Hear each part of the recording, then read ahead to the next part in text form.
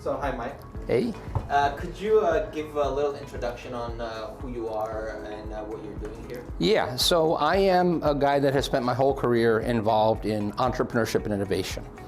As a founder, as a professor, as a mentor, as a board member. So I've been lucky enough to have started 8 tech startups and have been lucky enough to teach entrepreneurship for 20 years at a number of universities like MIT and Harvard. And so I'm here with a group of other professors from the West, from Stanford and from IE, to mentor a cohort of young Azerbaijani entrepreneurs.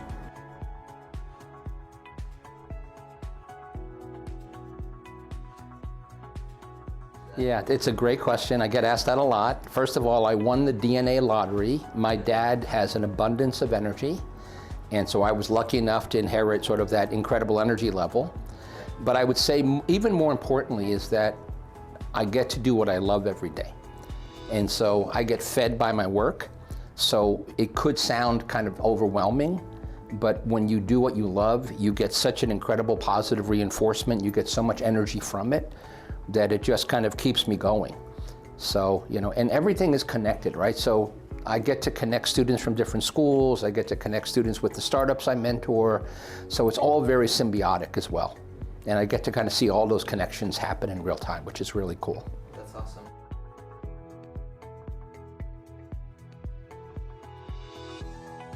It's unlikely, but the companies that, so two of the 8 companies went public on the NASDAQ. The companies that acquired my companies, you would have heard of. IBM acquired 2 of them. Oracle acquired 1 of them. Symantec acquired another one. So those are the kinds of names of the companies that acquired my companies. But you know, we operated all in the very deep tech B2B enterprise space. So these are not consumer brands. These are not the kinds of things the average person would know a lot about. That's fair. Yeah, they're kind of insider stuff.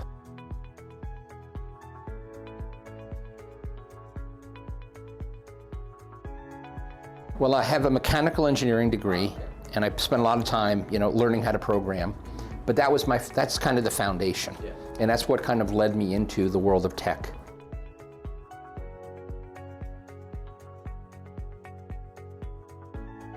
Yeah, I mean, they're absolutely fundamental, right? So there are a handful of anchor institutions. One of them is the government, okay? In almost every country where I go, right? Because every country in the world wants to create their own version of Silicon Valley, right? Everybody wants to realize sort of what we'll call the entrepreneurial ecosystem, right? But educational institutions are profoundly important for several reasons, right? As you said, it's a source of talent. And if it's a research university, it's also a source of intellectual property. And so to me, the best, you know, educational institutions are places where you've got a wide range of different disciplines. You've got people that have computer science and data science skills, but you also have people that have backgrounds in more of the business and commercial aspects, right? And if they're able to bring technology or IP with them, all the better. Now, what's happened in the world, right? 20 years ago, when you studied entrepreneurship, it was likely your professors were PhDs who never did a startup, okay? And I think that's crazy. Okay, because you can't learn how to do a startup out of a book. So I think what has really happened in the last 20 years is educational institutions have really leveled up their game. So most professors now are professors who have real-world startup experience. Many universities have created a wide range of entrepreneurial co-curricular and extracurricular activities. Some of the best have their own accelerators or incubators. Some already have venture capital funds, right? So they're really replicating and they're connecting people to the communities that they do business in. So, you know, when I started, entrepreneurship was a very niche thing.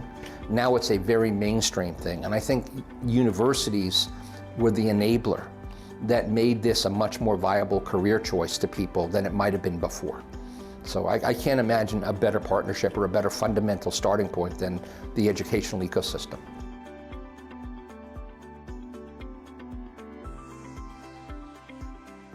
Yeah, I mean, you know, governments typically are all about addressing what we'll call market gaps. So I'll give you some very specific examples, right? For about 10 years, as part of an MIT faculty team, I consulted to the provincial government of Quebec which is the French-speaking province in Canada, right?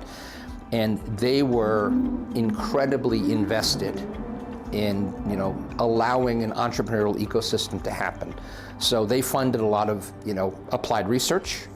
They funded a lot of entrepreneurial incubators to make sure that the young entrepreneurs were being taught. They were willing to bring MIT professors from Boston up and teach. They at some point actually created a $750 million venture capital fund, which is extraordinary commitment, right? And so, 20 years ago, Quebec was just not a player. And now you're seeing a lot of startups coming out of Quebec. You're seeing a huge data science cluster. You're seeing a large health tech cluster, a large AI cluster, right? So it's a long game, right? It's not something you just sprinkle a couple of dollars and overnight you have success. But the sooner you begin the journey, the sooner you start to reap the benefits of the journey, right? And I've seen this replicated in Toronto, another major city, right? So even though it's a very large global city, it was more of a financial center, and they really understood that they had to diversify their economy. And they created this massive incubator called Mars, which was attached to a large hospital. So there's a lot of health tech and medical technology that was being driven out of there. I mean, I've seen this in Spain. And maybe another example I'll share is the Scandinavian countries. So the government of Denmark invested in something called the Gazella Growth Program, right? They were beginning to diversify because Denmark had a lot of very old, mature industries. And so they needed to, like Azerbaijan is doing, they needed to diversify their economy. So they also invested heavily in creating programs that would allow, experienced Western educators who have done startups to either come back to Denmark and teach, or to bring those folks to Silicon Valley or Boston and teach, right? And so the government has had a profound effect on kind of what I'll call, priming the pump, jump-starting the system. And at some point they get out of the way, right? Their job is to get that system going and then to get out of the way.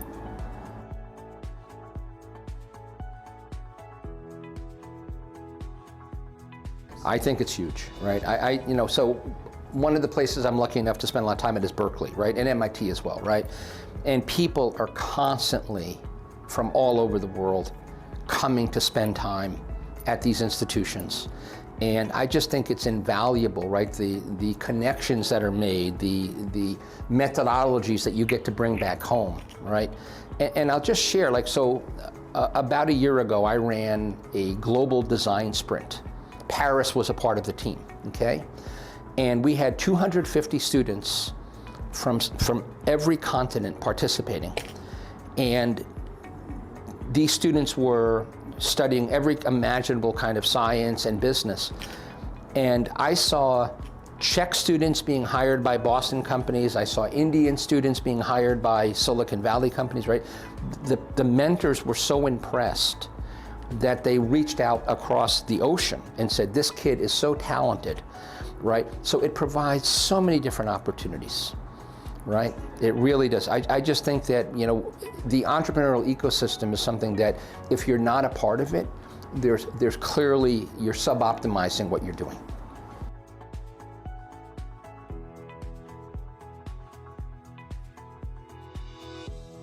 So I just had lunch with some of your colleagues, right? And one of the things I said I'd like to do, because we're talking about, what can you do in Azerbaijan to have a huge impact, right? And we talked about the healthcare system, for example, right?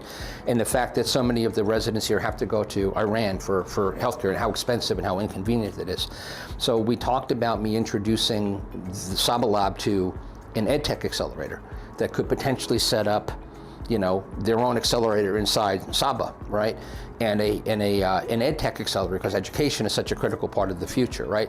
So I think if you can tap into, rather than reinvent the wheel, say we know that some of our priorities for the benefit of the long-term benefit of our economy and our people is healthcare and education, and go and find the people that do it best, and then bring them here, and then localize it, right? I think that's one very important model.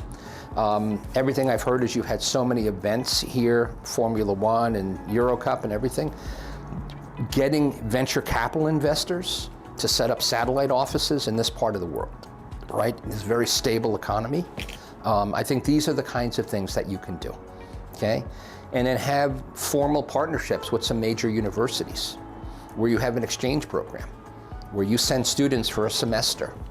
I think these are all possibilities that are very valuable.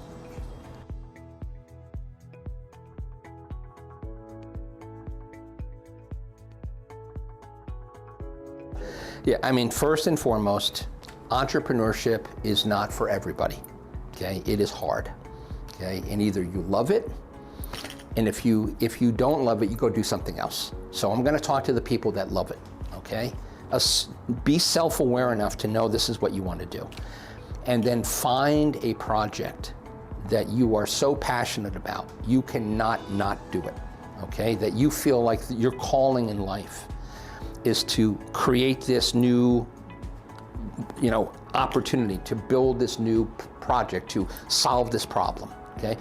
If you have that level of energy and commitment, the level of dedication and discipline that you're going to apply is going to be limitless, right? So to me, that's the rocket fuel. And if you get there, okay, if you have that level of discipline, right, even if you might not have, a large ecosystem of mentors here, there's so many people that are available now. Zoom makes the world so small, and leveraging the connections that you have established here with IE, with me, with several institutions, right? There's so many ways to put your entrepreneurs in touch with the right mentors, but mentors should always be brought into these young startups, right? Don't let them grope in the dark, okay? Let us help them avoid the dumb mistakes that we made, okay? They should never be afraid to ask for help. There's always someone willing to come in and help, okay? I mean, there's so much I could say, but I know we have limited time. Just support them with mentors, and I think, if with passion and mentorship, they're gonna, defy the odds. Thank you, cool. Another pleasure. Thank you.